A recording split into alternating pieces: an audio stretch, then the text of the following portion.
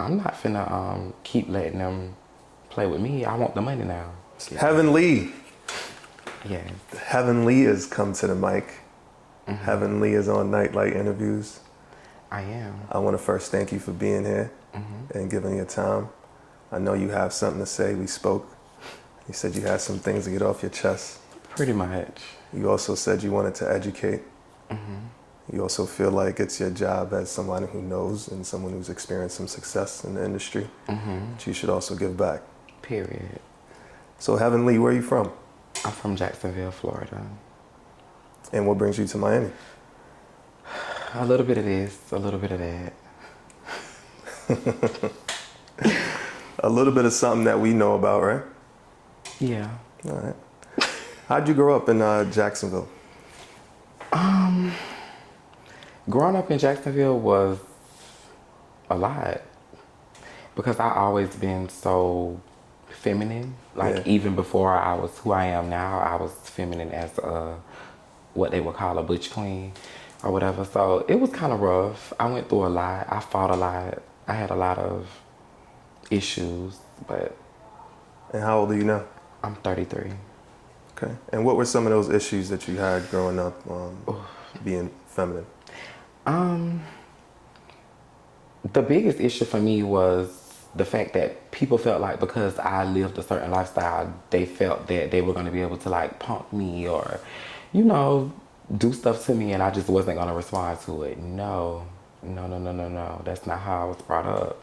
You're not going to disrespect me and I'm just going to be like, oh, God, I'm scared. No, I'm going to fight your ass. Yeah. Simple. So how were you brought up? How was your relationship with mom and dad?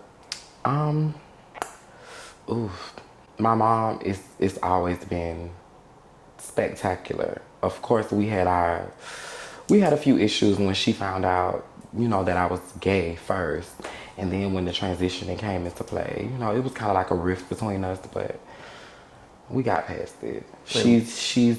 I think it took for her to see the end result because I think she didn't want to be like embarrassed behind it. So now that she sees, you know, what it's given, she'd be like, okay, you know. Do you think that some parents are also on board because of the progression that the trans community has made in the recent years? For some, yes, because it's some parents they just stuck at what they feel. What I had is what I had. I don't believe in none of that altering. But now that it's so much of it, I feel like a lot more people are starting to realize that, hey, if that's what my child wants to do, then it's best to embrace it. I would tell any parent, embrace your child, because if you don't, then they're gonna go seek guidance from so many of the wrong places. I found myself seeking guidance from some of the craziest places because I couldn't go to my mama and have conversations with her about, oh, I like this man. How am I supposed to deal with this or whatever? It was like, no, not going on in my mama's house. And what was your relationship with dad? My dad relationship is not even really a relationship, honestly. Like I don't really even feel like I have any type of connection to him. It's just I know that that's my daddy and that's that. I watched him do all kind of stuff when I was younger and it kind of bled over into my adulthood. So it was kind of, I don't know, the things that he would do to me, saying that I'm gay and it's just a phase and all kind of stuff. So I just felt like as I progressed in this lifestyle, it was gonna drive him further away. So I was just like, whatever, I don't really need him. My mama been around more. He hasn't really been around in my life, so. Do you know his reaction to who you are now? Yeah, his reaction to who I am now is I'm gonna always be his son. And that's another reason why we won't ever have no type of dealings, because I'm 33 years old. You can't respect what I got going on. When I respected you beating my mother, I respected you being on drugs, I respected you being absent in my life. So if I was still able to deal with all of that stuff from you, you should be able to deal with something that's making me happy. That's all. So who did you look up to for advice? A lot of the decisions I make have been based off of things that my mother has told me. Even when she thought I wasn't listening, like, it's a lot of times where I kind of like took that lady through it. But I still listen to, stuff that she said. So when I got older, a lot of that stuff has applied to my adult life, like being responsible, paying bills on time, having your own, doing what it takes to make sure you're good, all of that. Do you practice a particular spirituality or follow a religion? Not really. I won't say I'm Christian. I'm somebody who will go to church, but I don't think I'm committed to anything. Like, I know there's a God and all that stuff, but that's kind of as far as it goes for me, because I feel like the Bible is kind of judgmental, and I know that this is my lifestyle. I don't want to change it. I'm going to be me. So, it's Yeah. kind of hard to be into it when it's against me. Right. Have you tried to maybe look into other books or other practices? I just was like, I don't care. Like, when I'm praying to whoever I'm praying to, they hear me, and that's just how I see it. I don't really have a specific thing. How would you best describe what you do for a living? I would best describe it as more now, I would say content creator. I'll say that. Because something else that I do for a living, I'm starting to get away from that. I don't. And, to be clear, that something else is escorting. Mm-hmm. When did you first get introduced to escorting? Not even long ago. Well, I take that back. I've been introduced to it for a long time, but when I first started doing it, I wasn't doing the proper things. Like, I was just using it as a way to meet certain types of men, and I wasn't getting nothing from it financially. It was just, oh, he's fine. So then when I started realizing that these same men who come and see me and they're just doing whatever they want to do with me and leaving, they're paying my homegirls, my friends. So it was kind of like, I'm not finna keep letting them play with me. I want the money now. When were you first introduced to sex? Ooh, I was 16. And I was real grown when I was 16. So I was always on the chat lines and stuff, and I was meeting like older men. And I let this one dude finally come see me while I was suspended from school at my mother's house. I let him come, and he showed me, what decision I wanted to make. So. And from then, you've been making your own decisions. Yes. Did you have any experiences with child abuse? No, I mean, besides the typical black families where your mother is really, really, she feel like she has to chastise you a little more because she's doing it by herself or whatever. But outside of that, no type of child abuse. I've never been like molested or touched or nothing. It was just, my life was really a nice life as a child. Like, it's just, I knew at a certain age what I wanted, and I knew that my family wasn't really going to agree to it. So I kind of had to grow up a little faster. So how does escorting affect you? I'm not going to lie. Escorting is draining. It's very draining because you will tell somebody what you feel you're worth, and then they'll say stuff like, oh, I'm not doing that. I'm not giving you that. It's just too much of the going back and forth. You called me because you wanted me. So you should be able to deal with whatever I tell you because you sought after me. I didn't come after you. So you're not going to be able to tell me, oh, I'm going to bring you this, and that's okay with me. No. And then when you reject some of these men, they call you a man. It's just weird because you was just trying to do certain things with this man, and now that's what you're calling me. So what does that make you? What type of things have you learned about men? The list goes on and on.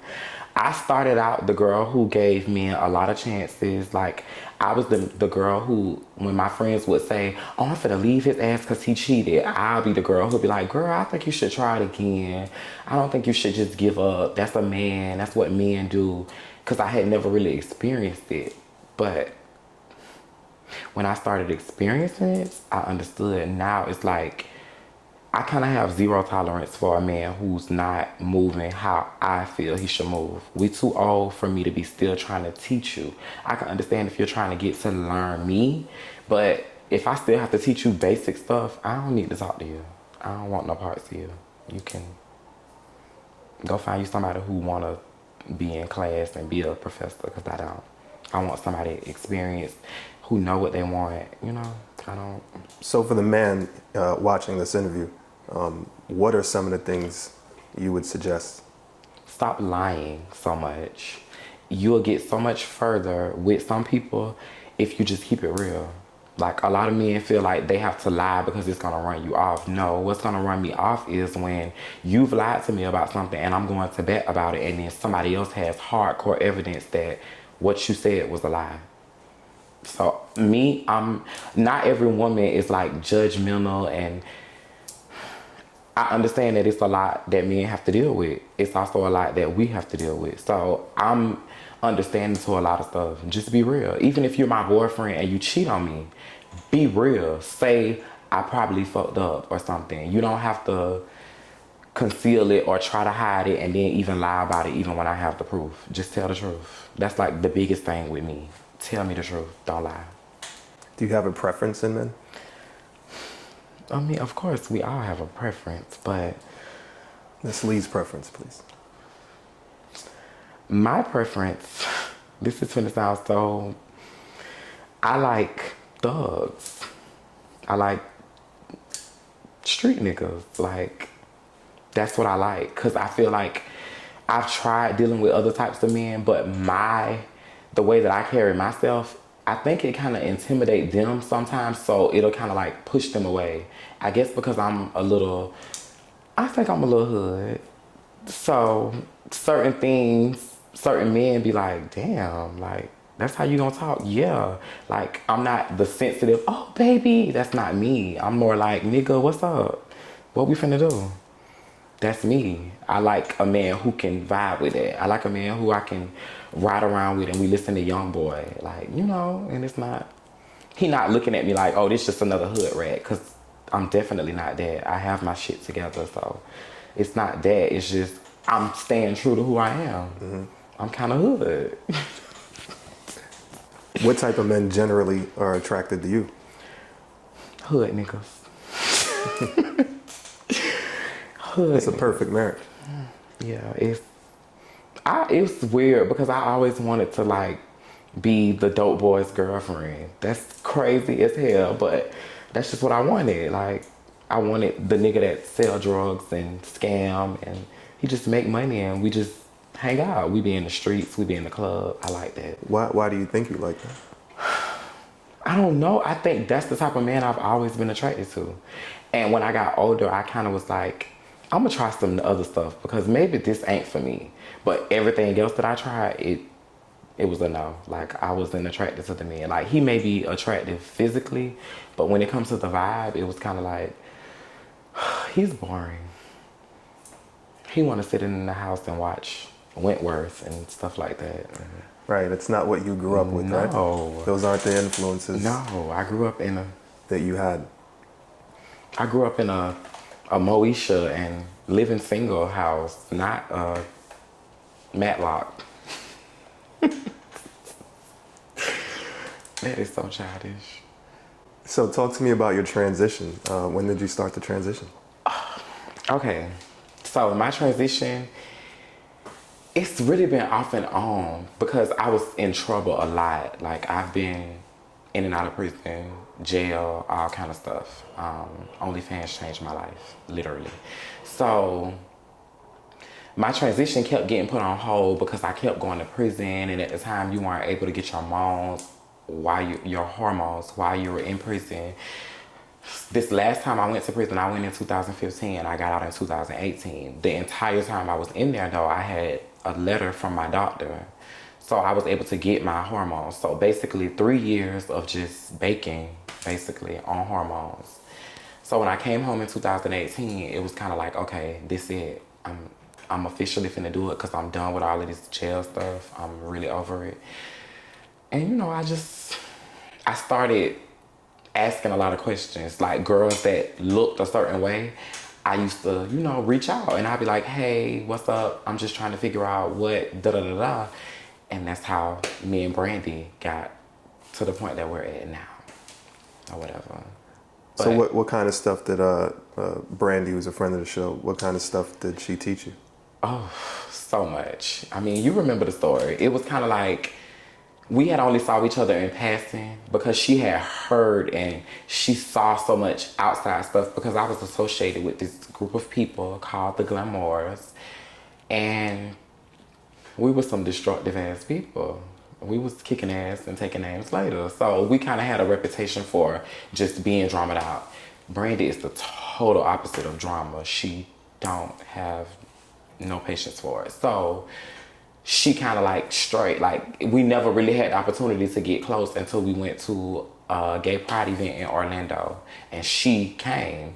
That was our first actual encounter with each other, and from there it was kind of just like, oh well girl, she not what everybody make her seem, because it is this big ass misconception about heaven. Like I'm just this drama out, mean, nasty person, and that's not me. The things that I've went through have only been because I've responded to stuff that people did to me, and a lot of that shit I let it happen behind the scenes, and I just blow up publicly because they'd be like, okay, how much of this do you want me to take? So I don't. And Brandy, she kind of leveled me out in that area too. She kind of made me not be so hot-headed and think things out a little more, even though I will still, go there. But I try not to. And as far as transitioning, she taught me a lot. How important are role models in this lifestyle? Very, very, because it's a lot of girls that's coming up right now and they so misguided because they don't have no role model. They just basically coming out and doing whatever they feel is right. And yeah, you're supposed to do what you feel is right, but you also need to speak with people who are doing these things and have been doing these things with more experience, so then you can get a better path, because some of us had some rough starts. Yeah, I think what's going on is that the younger generation might see your lives and some of the other popular girls and decide to be inspired, but don't know the full story. Right? Mm-hmm. So they see what you. They guys only post. see the glamour. Right. They don't see the people calling your phone saying they got $100. The people saying they got 50. The cussing out when you reject somebody. Like they don't see all that. All they see is the new bodies, the new teeth. They see all of that type of stuff and they're like, oh my God, she clearing it.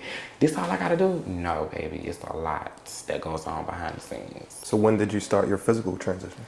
My physical transition started, I'm gonna say last year when I got my breast implants done. That's when it became real to me. Cause at first I was kind of like, I'm not really enthused about it, cause I don't really have any woman features. Like it was kind of like, oh, I'm still a boy.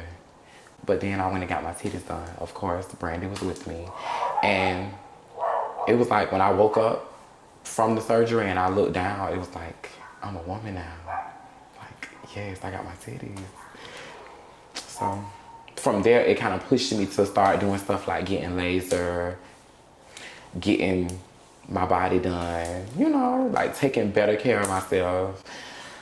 Of course, I stopped what I was doing in the past, and I don't know, from nowhere, OnlyFans and Twitter just took me somewhere. I don't even know where this came from. So this was an immediate reaction that the public had for you when you got your breast done?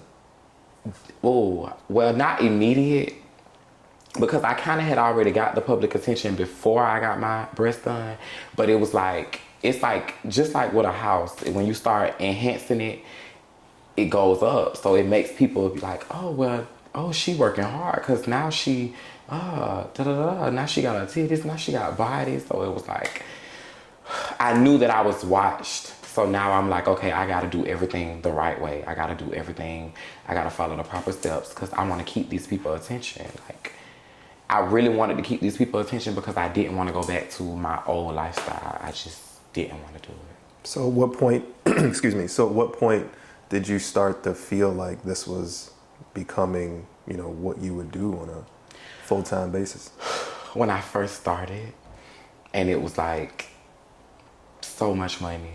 Like, it was a lot of money. It was so much money. I was like, really? Like, men really paying me this amount of money to have sex with me? What? But then it kind of got like, okay, now I'm seeing the side of it. Because in the beginning, everything was going perfect. I guess because I was probably the new girl on the block. So the men was like, oh, it's a new girl. And they was coming. They was giving me what I wanted. But now it's kind of like, oh, child, everybody else taking this, so you should too. So how does it work with the exchange of your OnlyFans partners? You just mentioned they would pay you basically to be in their film or vice versa.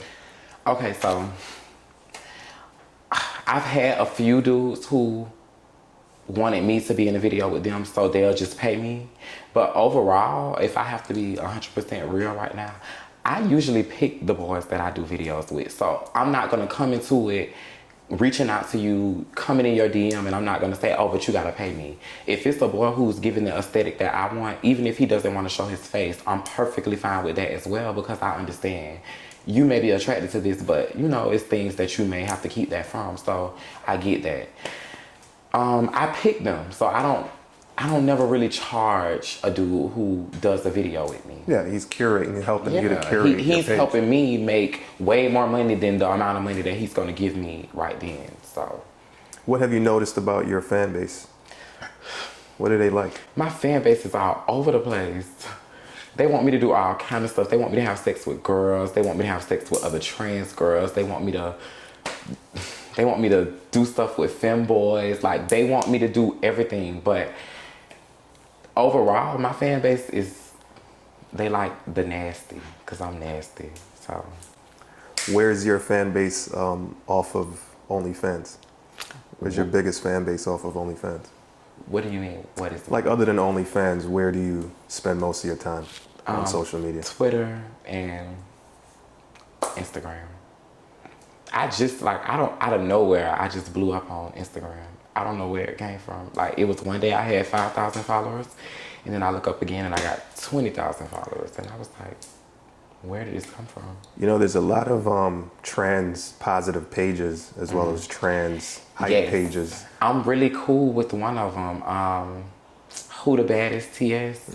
His page is exactly the page that I want. Like, because first of all, no shade, most of the trans pages that I see online, they're majority like Spanish white girls. We never really have like a page that caters specifically to the black girls, because I mean, we have stories too. We built ourselves from the ground up just like those girls did. But it's like, I think that's the beauty norm being foreign, so they get more play. But now we have a page where he's displaying all the black girls, like from all different walks, the extra fab, the regular, the materialistic, the girls who just live a regular everyday life. But we're all being presented, and it's outside of sex, because most of us are known for sex work, OnlyFans, Twitter. I think sometimes it'd be good to have that place where you could go and men are not just, hey, can we do this? Hey, I want to link up and do this. I just want you to just hit me up sometimes and say, hey, you look good today. Not, hey, that ass is fat, what's up? So we were talking beforehand, and you mentioned that Twitter opened you up to a whole new world. Why would he ask me this? You mentioned, you probably did some of the girl-on-girl stuff and some of the trans-on-trans stuff because of Twitter. What is it about Twitter? Twitter made me look at things and realize that, oh, I probably could be a little turned on by this. Like, hey, that's why I'm glad Twitter does exist, especially for the men. Even though some of them turn it into a freak show, I think the things that they think about, now they can just go, and on Twitter, they can even interact directly with us, even though some of them go about it the wrong way. But Twitter does open you up, because yeah, I'm doing things that I never would have thought I've ever done. Like having sex with another trans girl. I was always the girl who was like, I want a man. You gotta be masculine. But when I had sex with the trans girl, it was like, oh, this kind of good. Who was that trans girl? Her name is Oriana. I had sex with 2 trans girls, really. The first video, I let one have sex with me. Because I don't know if I could say. You can say anything you like. Okay, well, one of them, the first one I let her fuck me. And then on the second one, I fucked her. The one that I fucked was the one that I enjoyed the most. But the one that fucked me is the one that changed my life on OnlyFans. Like, You said that was the video that did it. yes. What type of numbers do you remember the moment that you realized that this thing is went crazy? When I made $1,000 in the first day of selling the video, I knew that this was it. People still hitting me up now. This video was made probably like 2 months ago, and you got dudes that still come into my OnlyFans and saying, where's the video of you and Chanel? I want the video of you and Glamazon. And I'm like, wow, they still want this video. She did her big one though, so I could see why. So what about the men in the space and the how are they affecting what you do for a living, and what are some of the arrangements? I think going on? when it comes to spaces and Twitter, I think a lot of the men, they come and they sit in the listeners and they listen to everything that we talk about. So I think that we have given them a lot of game. So now they're coming, the same shit they hear us talk about, they're coming back and they're using it on us. Like the men who probably would have paid you before, now they're making a Twitter and they're putting content creator in their bio and they're hitting you up saying, hey, let's collab. I need men to understand that a collab is when 2 parties bring something to the table and y'all both benefit from it. It's not a collab if you're just bringing your dick to the collab. That's not a collab. That's you bringing your dick to the collab. I mean, to the video. That's it. A collab is when I have 50,000 followers, you have 100,000 followers. We connect, we tag each other, we post each other, and then we both make money off of it. With most of the men, they don't want nobody to know who they even are. So thankfully, that means that all the money is just going to come to me. But I think men just need to, I don't even know what I want to say right now. Well, there are some men who are showing their faces, right? There are. What do you contribute to that? What do you think is going right in that scenario, that more men are more open to showing their faces? I think that the men that are willing to show their faces are the men who they're more secure. Like they don't really care if somebody sees them having sex with a transsexual, because they're gonna be able to say, I'm grown, this is me. I don't really care about your opinion as a 30-year-old man or whatever. Versus the men who, they have 15 baby mamas, they neighborhood drug dealers, they famous in their areas. Oh, I love transsexuals, but these people can't find out. You don't love me then. You might fetishize me. You might think about like, oh, I want to do this. That's fine. Just be honest enough to say, I lust after you, so I would love to do this. Not, oh, I want to be with you for the rest of your life. You're lying. You don't even want nobody to know you deal with me. I saw a meme today that said a lot of men are into transsexuals, and it said ... a lot. A re-emphasis of sorts. They are. A lot of men. How do you define success? I'm gonna give you the hood version of how I feel. Being able to do what the fuck you want, when the fuck you want. I feel like at this point in my life, I'm successful. Because at any given moment, I can get up and do whatever I want. My bills are paid. Like, I'm not struggling. I don't have anything that I want, I'm obtaining it. I'm down here because I was coming to get my teeth done. We were talking about Twitter, and you said Twitter opened you up to a lot of things that you didn't feel like you were, or you would be open up to, right? And some of those things you said were like, you know, you being with a girl on screen, you being with trans on scene. What are some of the things that that it's gotten you into that you haven't done on screen? I think majority of everything, I think I've done it on screen. The only thing I haven't done on screen yet that I'm into now is the cisgender woman. I mean, I have one video, but it was kind of like, I wasn't really attracted. It was only for the money, and she was kind of too aggressive, and she wasn't really the level of attraction that I wanted. So it was like, whatever. What impact has Twitter Spaces have on the trans community? Whew. It's a gift and it's a curse. The gift is we're able to educate men a little better on how to deal with us. The curse is the weirdos. It's a lot of weirdos. A lot. And what do you mean by that? Give me some example. The men who won't even follow you, don't even have a conversation with you. They hear you in spaces, they go look at your page, and they send you a dick picture.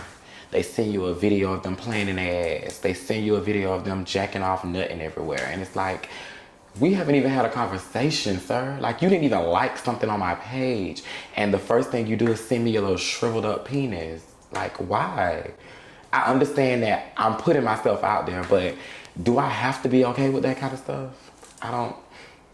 Do you know that some men do that for the shock value? And I'm learning that too, because I think a lot of men are also turned on by when we go off on them. Gotta be, because they'll deliberately do something that they know we're gonna go off about. And it's like when you cussing them out, they be like, yeah, baby. And you're like, no, you're not supposed to like this. So it's, to me, I always thought it was like reverse psychology. Like, he really don't like this. He just saying that so I'll stop. But no, they really be getting turned on by it. Like the men who call your phone and say, hey, I just want to get to know you. And you're like, why are you calling my ad phone saying you want to get to know me? It's supposed to be business. You don't want to get to know me. You're just broke. You don't have the money to pay me, so. So if Heavenly steps into your Spaces room or creates her own Spaces room, what are some of the things that she would be talking about? We be hanging out. Well, we be everywhere.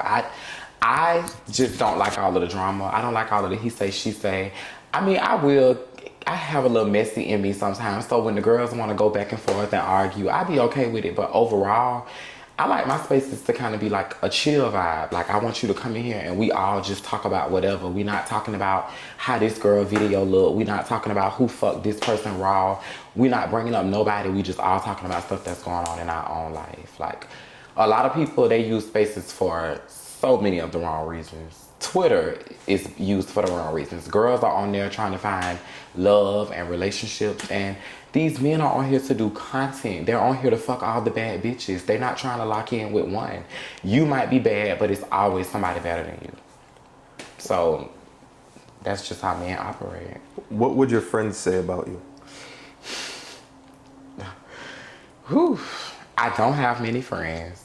That's first. So the people who would be able to say something about me, I think loyal. That's one. I'm gonna rip a bitch apart about my friends or whatever. Like, if they're not there, you're not finna talk about my friend. You're not finna, it's not happening on my time. Mm-hmm. I am a little, I can get a little rude sometimes. But it's only when I feel provoked. Because overall, I'm really just chill. I'm a vibe, but I could take it down. What brought you to prison? Whew. I was in them people's stores, stealing their shit 24/7, back to back, repeatedly. I felt like that was my life. Like, I felt like, ooh, I'm gonna be this booster bitch. And then it was like, girl, this is peanuts. And then me and Brandy went out of town, and she gave me the whole blueprint in one sitting, whereas I had been around girls because I had a gay mother or whatever, but my gay mother, she was kind of like, she was more selfish, if anything. I'm not gonna make her out to be this horrible person because I did learn a lot from her. But when I got older and I look back on our relationship, I realized that she was manipulative in a lot of things that she did. Like, she was a fab girl. She was a girl who everybody knew. So it was kind of like, oh, does she want to be my mama? Oh my God. But then it was like, when I got in, I was realizing that, wait a minute. this ain't it. Like, I don't want to be a part of something where every time I go somewhere, I have to fight, or we getting into it with people, or people just don't like me because I'm associated with this group of people. Granted, when I came into that situation, I did bring a lot of my own drama, but it just enhanced when I connected it with her. So Now, if you had to have dinner with 5 people, past or present, that are alive, who would you invite to your dinner? only 5 people? Of course, my mom is going to be number 1. Oh my God. My grandma, she's passed away, but she's definitely going to be number 2. And I think I would reserve the last 3 spots for my friends. My best friend, Sean, and Brandy, of course. That last spot is gonna be hard. Cause I've had so many friends and then they really didn't turn out to be friends, so I don't know. I think I would have to stop at 4. If I had to pick the 5th person, it would be my brother. That's it. 4 places you'd like to visit. Paris. And I'm going to Paris next month with Brandy. Well, in April with Brandy. I want to go to Dubai. I'm planning to go there for my birthday this year in October. I want to go to Thailand. And I always wanted to go to Greece. Like, it was just something about how it looks that made me be like, I want to see this up close. So what made you and Brandy decide to go to Paris? Well, it's actually, okay, so she's a part of a house, and I'm so close to her that I basically do damn near everything. All of the big events that the house does, I go to the big events, I support or whatever, because that's my sister. So quite naturally, I'm going to be there. And her house is going to Paris because the name of the house is Demir Versailles, and we're going to go to the Palace of Versailles in Paris or whatever, because it's a ball over there. So I just said, girl, I'm going. I just went through, I just got my name changed, got approved for it. Everything is officially changed, but I'm waiting to get my ID. So it's kind of like a gift to myself. Like, How do you get into a house? I think it's really based off of what you give. Like, the whole ballroom scene, the house and all of that, it's really based off of me personally. I would say it's based off of aesthetics, what you give, what you can bring to this person's house. Because a lot of the people in houses, they reach out. If they see you somewhere, they'll reach out. They'll be like, hey, I saw you at da-da-da-da. Are you interested in, so. Are you interested in being a part of a house? I don't think I want to be a part of a house because I don't want all the responsibility that comes with that, because I do still have so much of my other things going on. I don't want to neglect my house. So I am okay with being the spectator from the side.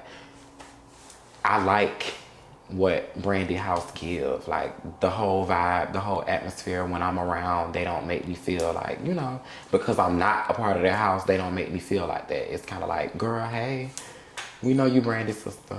So, do you consider content creating sex work? yes, I do, because you're selling sex still. So yes. So 3 tips for the next generation of sex workers. Know your worth. That's the number 1 tip. Know your worth. Don't let nobody, no man, no other trans girl, nobody. Don't let any of them tell you, oh, that's my phone. Don't let any of them tell you that it's things that you can't do. Because people told me a lot of stuff that I couldn't do. Or whatever. Was that, how many tips was that? I think That was one. Be consistent.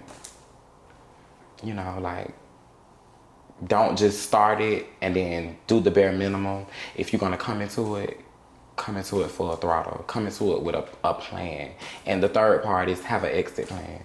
Don't just think that sex work is just boom, something you just keep doing over and over. And what is your exit plan? Ooh, my exit plan is coming. Um, I'm I'm probably still gonna do content or whatever, but escorting is definitely a thing of the past for me. I'm slowly getting away from posting ads and all of that stuff. I don't want to do none of that anymore. All right, 2 people you'd host spaces with. 2 people I would hold spaces with. Ooh. Host. Okay. I'm gonna say Ming Lee. That's one. We're the 2 Lee girls on Twitter. So Ming, I usually always have spaces with her, or either she'll have a space and I'll be co-host, or have a space and she's co-host. And Ariel, I love Ariel because she's so real. Like, she's me. Like, she don't say what the people on Twitter want to hear. If the trans girls are saying something that she feels is stupid, she's gonna say, I'm sorry, I'm trans just like you, but that sounds stupid, sister. That's me.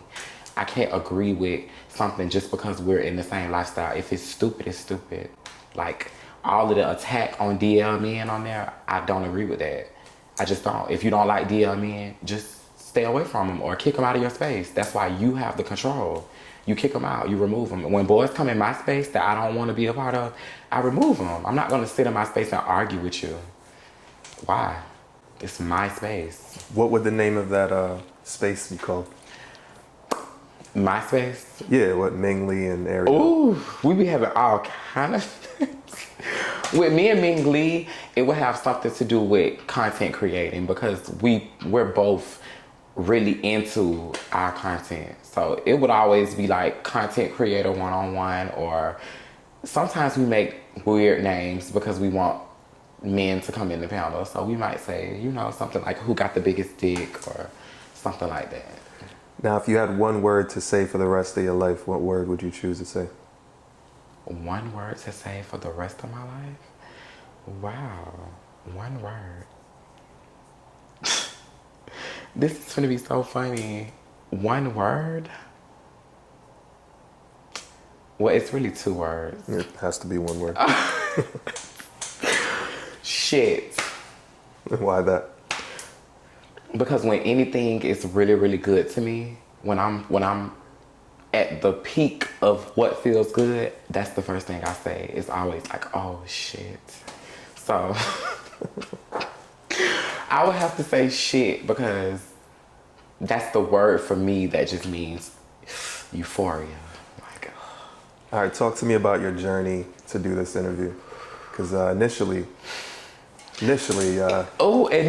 like lately I've been finding myself disagreeing with something at first because I don't know if you know about the femme girls on Twitter or whatever. They have their own space and they have their own way of dealing with the men. They don't play with the men. They clear them or whatever. And I used to just always be like, why do y'all do that? Like, do you really have to do that? And then I started running into dudes who do this stuff that they're talking about. So it was just like, oh, I see what they're talking about. I hate it or whatever. So that kind of changed my mindset on them. And then for the interview, it was kind of like in spaces, and from what I had saw, I was thinking that it was basically just going to be something that only revolved around escorting. And it was like, I didn't want to talk about only escorting when they can go to my Twitter for that. They can go to my OnlyFans for that. I wanted them to see a different side. So then when I saw Brandy's interview, I was like, wait, the questions that he asked, totally nothing to do with that. And if he do go into that, it's after he's already asked the more important stuff. So it's like, okay, this is just the backstory. So then I said, you know what? I'm finna be in Miami, so I want to do it. And I also felt like it was a lot of things that I wanted to clear up about heaven. Because again, people make me out to be this terrible person. I'm dramaed out. I'm always in something. I'm always going through it with people. But again, it was only because I was responding to shit that people did to me behind the scenes. So if you want to address the camera and address the viewers and tell them, who is heaven? Heaven is a very misunderstood bitch. A lot of people, I'm not allowing people the access to get to know me anymore. So at this point, if you're not already knowing who I am, then you probably will never know. I've been through enough in life where I've had to build friendships. The people who are a part of my life now, those are my friends, and that's how it's going to remain. I may have associates, people I talk to, but overall, I'm just, a regular, degular hood bitch. I don't be having time for all that extra stuff. I just don't. I don't conform to what other people feel you should do. That's not me. I'm the opposite. Now, you described a femme girl earlier. Tell me what a femme girl is. Femme girls are all for there should be no such thing as DL men. Why are you DL? If you view me as a woman, then you wouldn't consider it DL. And I get it. I totally understand it. But I think sometimes it's more so the way that they deliver it. It makes you come off as the wounded tranny, the transsexual who's been through so much with men that you just hate men. I've been through a lot with men too, but I don't hate every man because of what I've been through with a couple. It's a million men out here. All of them are not the same. So what is it that femme girls that make them femme? Is it their look, or is it their way? I think that's just the group that they took on. So now everybody that's a part of that clique, they just consider themselves femme girls. Like I don't think it's an exact thing. It's just that's what their group is. Okay, so it's more like a name for a group of people. Mm-hmm. In the trans community or in spaces? Really, I would say in spaces, because outside of spaces, no one really knows about a femme girl. You know about them if you're on Twitter, because they literally carry a space every day.